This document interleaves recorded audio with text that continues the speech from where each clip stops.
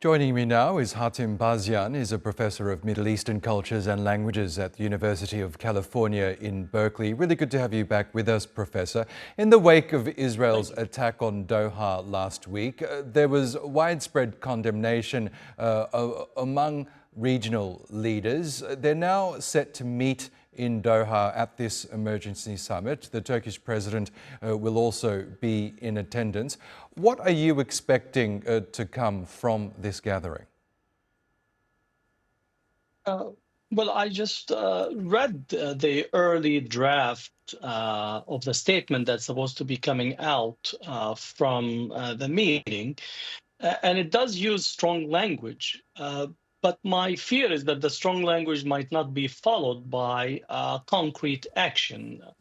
One, I think the continued recognition and work within the Abrahamic Accords landscape and umbrella continues to give Israel the oxygen for its war against Gaza. But at the same time that it attacked Qatar, Israel have already attacked the fleet of activists in Tunisia, assaulted Lebanon, Syria, did actually conduct early on attacks in Egypt, as well as the attack on Iran. So it seems that Israel has no restraint on it whatsoever. And the United States sending Secretary of State Rubio, in essence, to indicate or to give an indication to Israel that the United States is still behind it, despite or without actually giving any recognition to the fact that the meeting of both the Arab and Islamic, the Arab League, as well as the Organization of Islamic Cooperation meeting at this point. So my really worry and analysis is that I don't expect much action to come out unless a surprise will emerge when the heads of state meet in the next 48 hours.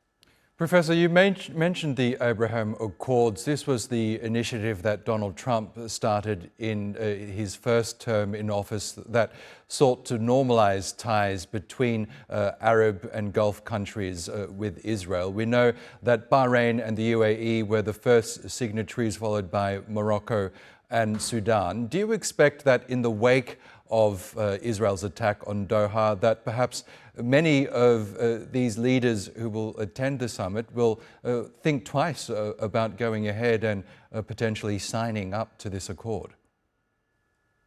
I don't expect any new countries to join the Abraham Accords, but the countries that have already signed and are on board with the Abraham Accords have not changed their directions. Maybe there is on the margins. I just read the news report coming that the United Arab Emirates will not permit Israeli military companies to be included in the exhibition that is held in the United Arab Emirates. That for me is a symbolic action rather than a concrete action.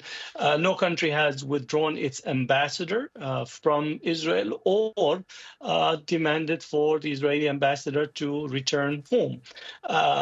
Understand that the Arab League oblige or it's an obligation among member states to come to the aid and the defense of a member state that has been attacked. So the sovereignty of Qatar has been violated, the sovereignty of Syria has been violated, sovereignty of Lebanon, and sovereignty of Tunisia.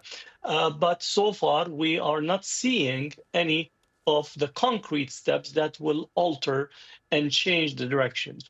I do think that there are steps that could be taken outside of actually direct confrontation. Example, the economic strength of 55 Muslim majority states and 22 Arab states, their economic strength is definitely can have a profound impact, considering the centrality of oil and natural gas, considering the contracts that have been signed with the United States.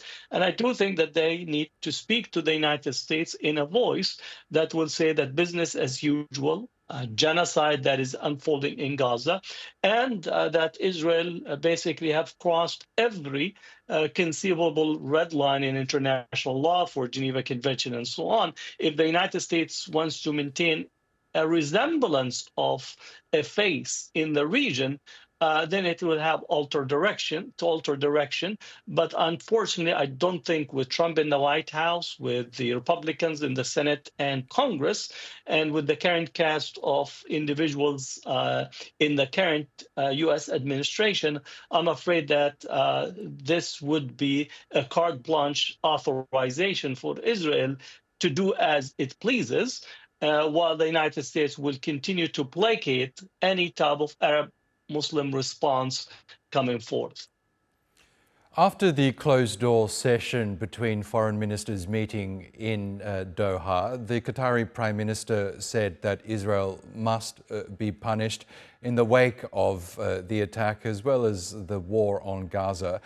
You mentioned that you don't expect any direct confrontation to be agreed at this summit, but could punishment come in any other form? You mentioned perhaps economic measures. Anything else that you envision could be seen as punishment against Israel?